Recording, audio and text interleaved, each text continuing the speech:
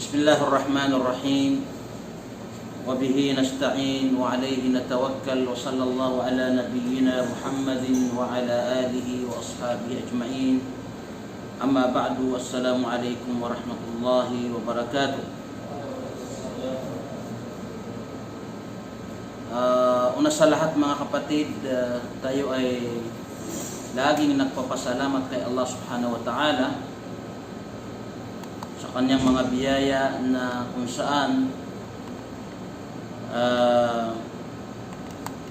pinakakalob niya sa atin. Matagal na tayo ay hindi nakita-kita gawa ng kalagayan ng mundo. Ito ay mga pagsubok na kung saan sinusubok tayo ni Allah subhanahu wa ta'ala kung hanggang saan ang ating pagtitiis, hanggang saan ang ating saba. Ito ay taglay ng buhay ng tao. Ang pagsubok ay nariyan. Ito ay kahit sa panahon ng mga naunang tao ay sinubok din sila. Subalit lagi nating sinasabi na ang pagsubok, kapag ito ay dumating sa mga tao, dalawang uri ng mga tao ang sinusubok dito sa mundo. Sa kabuuan, dalawang klase ng tao ang sinusubok dito sa mundo, yung mga mananampalataya at mga hindi mananampalataya. So dahil sa dalawang klaseng taong ito, so dalawa rin ang dahilan kung bakit nariyan ang pagsubok ng Diyos.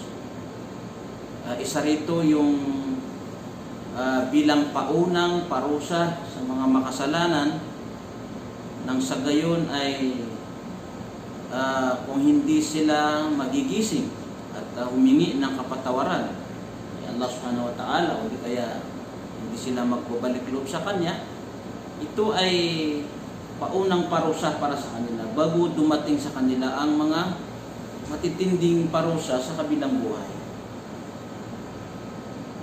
So yun ang sinasabi ng ating relihiyong Islam, no? Kapag ang mga hindi mananampalataya ang nakakatikim ng parusa, so maaring ito ang magbigay sa kanila ng aral upang sila ay magbalik loob kay Allah subhanahu wa ta'ala. Ngayon, kung sila naman ay tuloy-tuloy sa kanilang mga ginagawang kasalanan, so itong mga parusang ito ay maituturing na paunang parusa sa kanila. Sa atin naman, ng mga mananampalataya, lagi nating tatandaan na anumang pagsubok sa buhay. Pag sinabi natin pagsubok, dalawa ang pagsubok, no? Sa pananaw ng relihiyon, dalawang pagsubok. Pagsubok na biyaya sa pamamagitan ng biyaya at pagsubok sa pamamagitan ng ikalulungkot ng tao. So lahat ng ito, pagsubok ito sa mga tao, lalo na sa ating mga mananampalataya. Minsan may mga mananampalataya na sinusubok sila sa pamamagitan ng biyaya, dami ng biyaya, upang sila ay tingnan kung sila ba ay tuloy-tuloy sa kanilang mga pagsamba, tuloy-tuloy sa kanilang malakas na paniniwala kay Allah subhanahu wa ta'ala sa kabila ng dami ng kanilang mga biyaya. Kasi may mga taong sinusubok ng biyaya na kung saan nung sila ay katamtaman ng buhay o mahirap ang kalagayan, so mas maayos yung kanilang pagsamba kay Allah subhanahu wa ta'ala. Ngayon, nung sila ay subukan pamamagitan ng biyaya, unti-unti na silang nakakalimot kay Allah subhanahu wa ta'ala at doon na nabaling ang kanilang kaisipan doon sa mga biyaya yun. So marami ang mga kasaysayan na nagdaan sa mundo na mga mananampalataya na sinubok sa pamamagitan ng biyaya at yung iba ay hindi pumasa. Siguro matatandaan natin sa mga nakaraang mga pagpapaliwanag natin, na mayroong isang sahaba ni Propeta Muhammad sallallahu alaihi wasallam na siya ay kusang lumapit sa propeta. At sinabi niya, mahal na propeta, siguro kung ako ay pagbibigyan ng o mabibigyan ako ng isang kabuhayan, baka mas malakas ang aking iman, baka mas masipag ako sa mga pagsamba. So ang sabi ni Propeta Muhammad SAW, huwag kang mangarap ng ganyan. Dahil hindi tayo nakakasiguro na sa ngayon ay mas masipag ka sa pagsamba at pag nariyan na ang biyaya ay lalo kang malinlang at hindi mo maasikaso yung pagsamba. Subalit ang sahaba na yun ay nagpumilit, sabi niya, sa tingin ko propeta hindi eh. Mas lalakas ang aking iman pag ako'y nagkaroon ng kayamanan. So ito ay isang pangyayari na nangyari, kumbaga parang nakaprograma upang maging aral sa atin. So itong lalaking ito, pinagbigyan ni Propeta Muhammad SAW, binigyan niya ng isang tupa. Binigyan niya ng isang tupa. So nung makatanggap na yung isang tupa, tuwang-tuwa siya. Umuwi siya sa kanyang tahanan at inalaga niya yung kanyang tupa. Sa simula, okay pa rin yung kanyang pagdarasal. No? Updated, nakakarating sa masjid na bago mag-adan, huling-huling lalabas sa masjid. No? So, hindi kalaunan, medyo dumadami na yung kanyang tupa. So, nagbago na yung pakikitungo niya sa pagdarasal. No? Nakakapagsala pa rin ng masjid, pero humahabol siya sa jamaa. Hindi na yung dati na bagumagada na sa masjid na. Ngayon ay nagkaroon na ng alagang tupa, so nakakaabot pa ng sala sa masjid. So hanggat sa habang tumatagal, dumating sa punto na hindi na makita sa masjid. So pinatawag ni Propeta Muhammad SAW, sabi niya, anong nangyari sa'yo? Bakit ngayon ay hindi ka na nakikita sa masjid? Sabi niya, sa katunayan, mahal na sugo, inaamin ko na ako ay napahamak. No? Yun ang sinabi niya, ako ay napahamak. Dahil sa dami ng alagang tupa, inaalagang tupa, ito ang naging dahilan, kaya ako napalayo sa masjid. So, yung sahaba na yun ay nagsisi, naramdaman niya yung sinabi ni Propeta sa una na huwag kang mangarap ng kayamanan dahil baka ito ang maging dahilan para humina ang iyong pananampalataya. So agad siya nagbalik loob kay Allah Subhanahu wa Ta'ala at bininta niya, pinamigay niya yung kanyang tupa. Sabi niya, ito pala ang...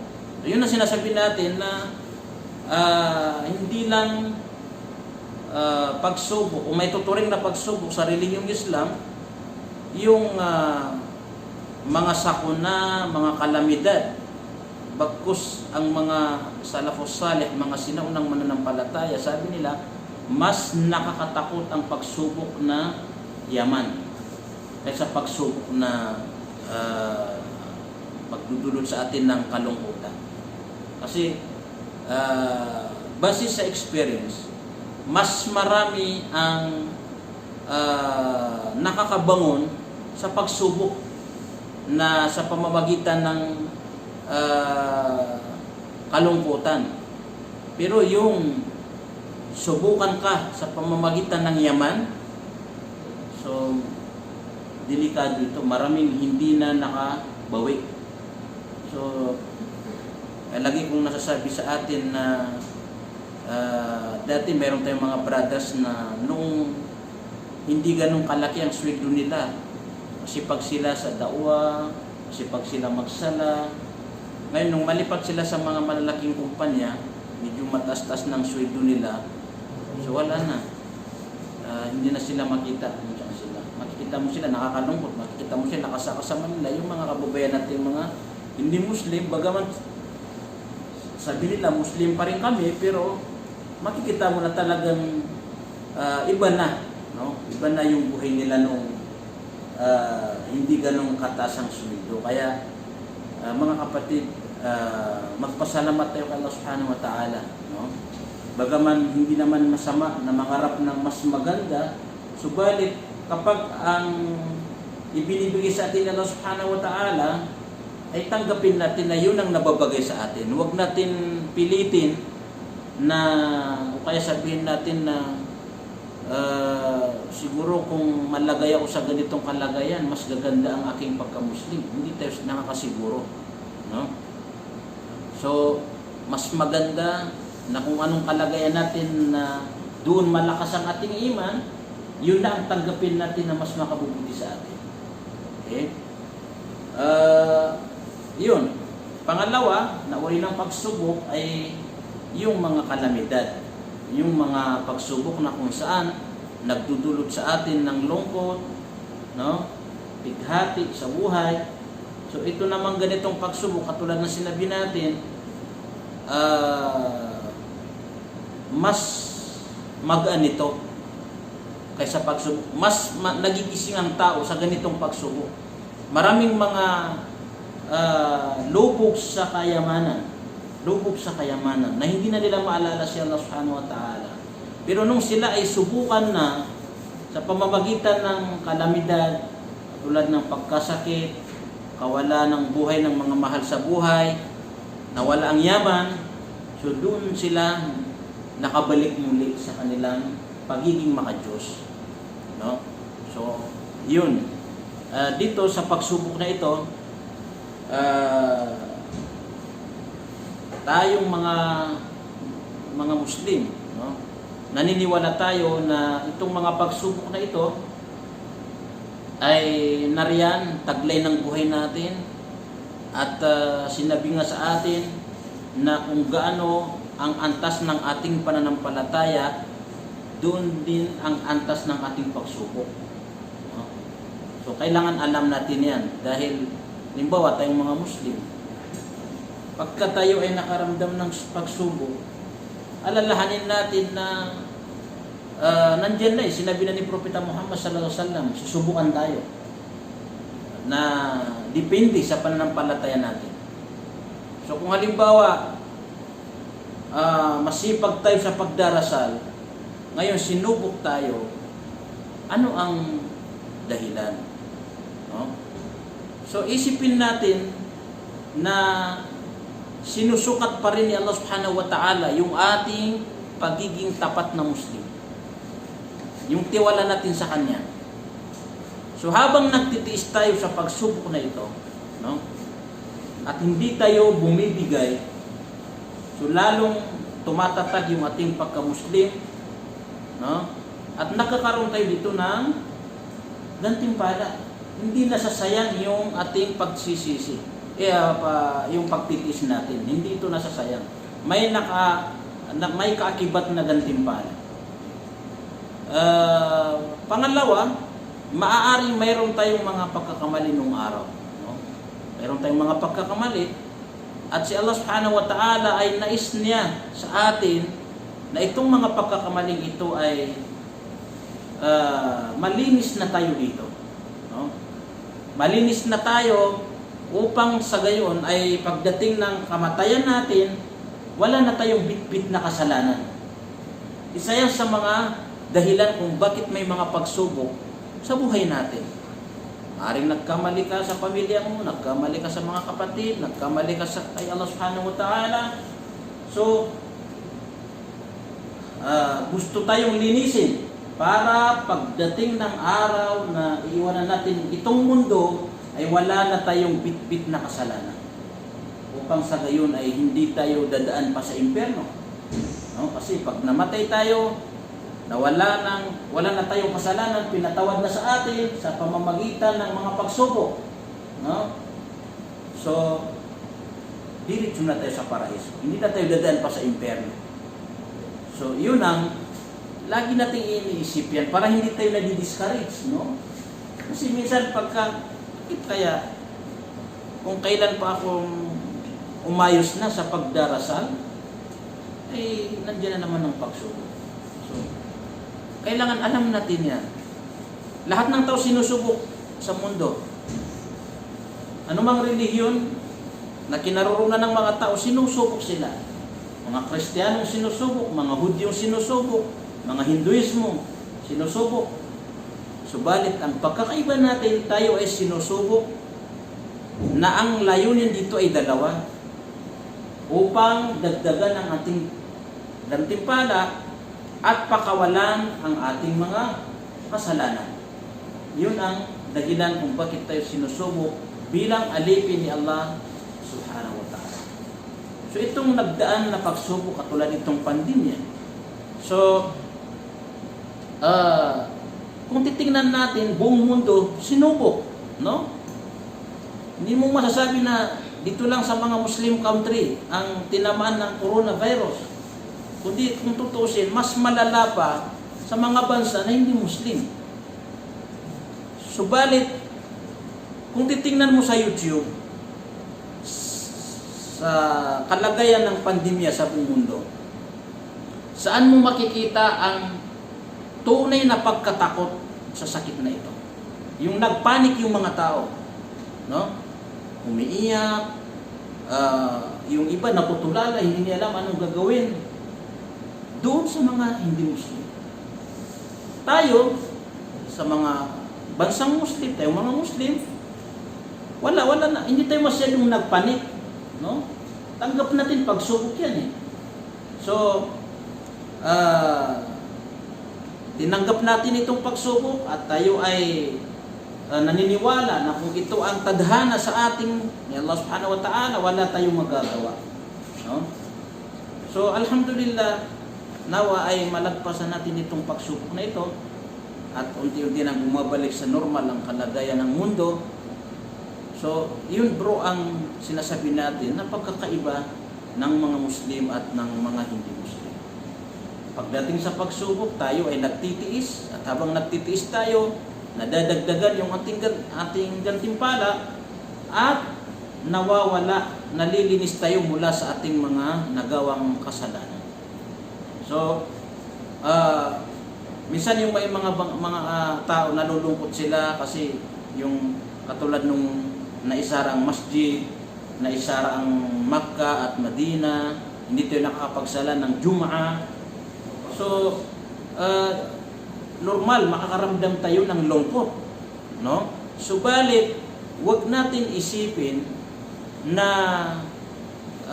dahil nasara ang mga masjid, hindi tayo naka-umrah noong Ramadan, hindi tayo naka-hajj, hindi tayo nakapunta ng Madina, ay yung ating mga layunin na maka-umrah, yung ating mga layunin na makapag-tarawih sa masjid noong Ramadan, yung ating mga layunin na makapag-hajj tayo, lahat yan ay kumpletong ibibigay ni Allah subhanahu wa ta'ala sa atin ng gantimpala.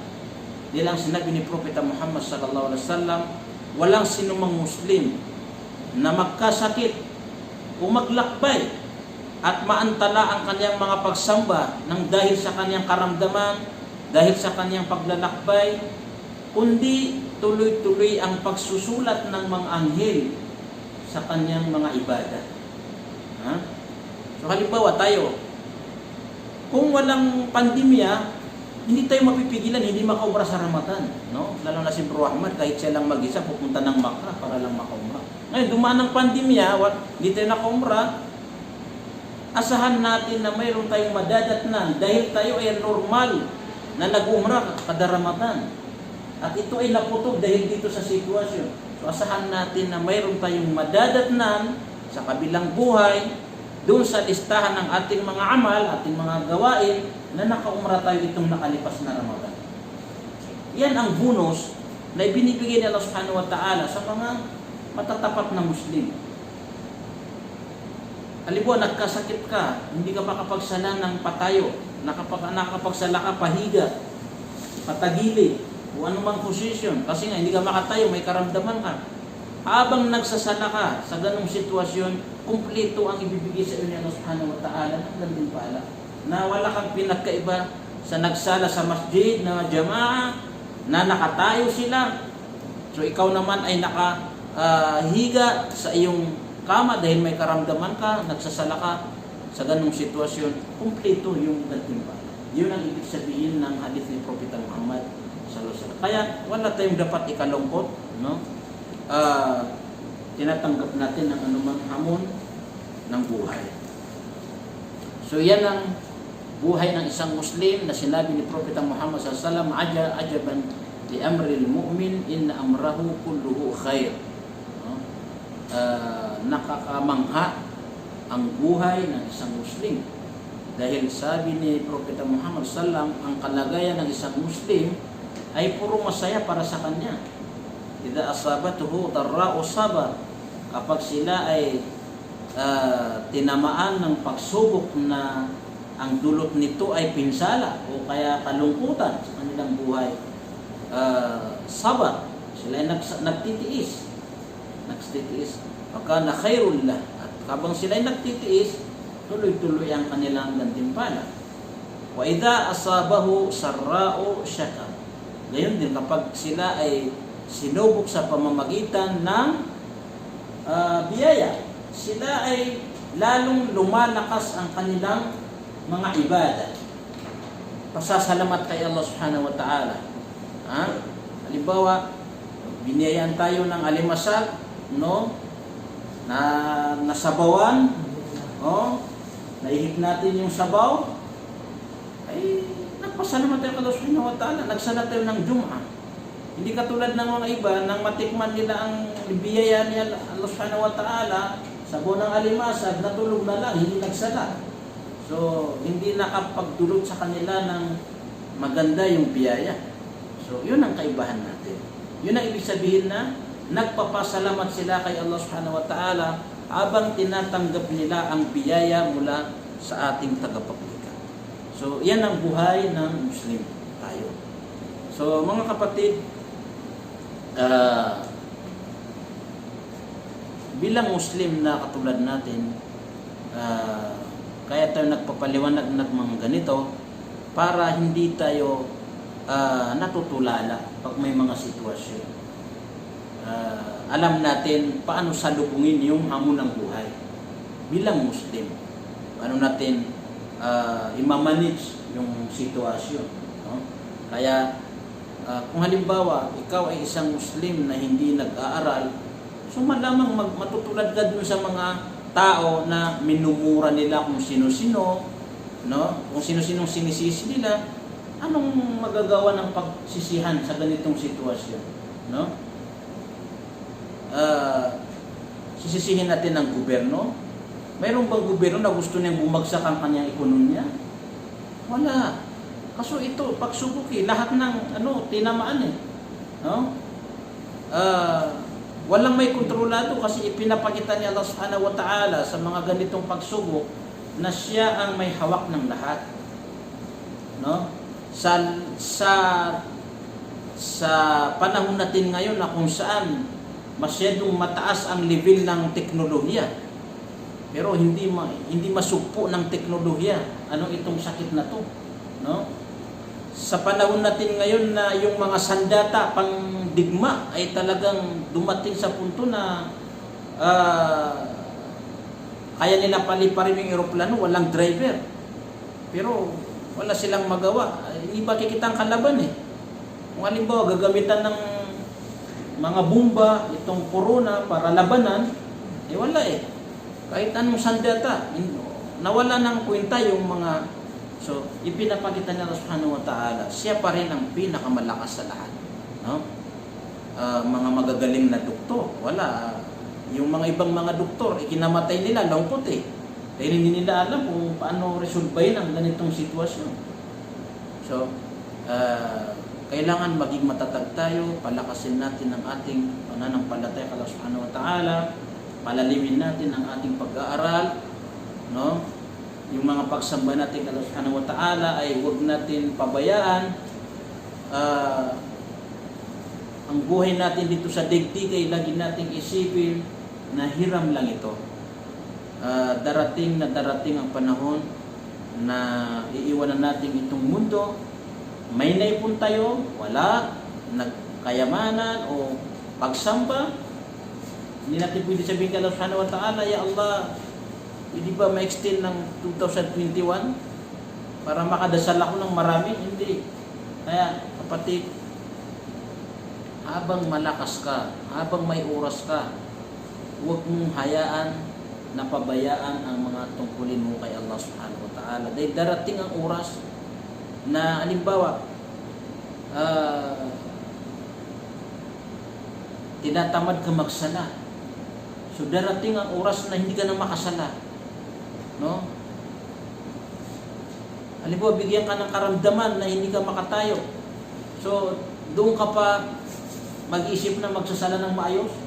Nung ikaw ay malakas, na kayang-kaya mo magsala, hindi ka nagsasala ng maayos. Ngayon, nawala ka ng lakas. Iiwanan natin itong mundo. Kahit na na narating natin ang ating mga pangarap sa buhay o hindi. No? So, alalahanin natin, wala tayong takdang kontrata. Hindi natin alam kung anong kontrata natin kay Allah subhanahu wa ta'ala. 40 years, 50 years, basta hindi alam. Kapag dumating ang end of contract natin sa Kanya, sa ewat gusto natin, lilisanin natin ito.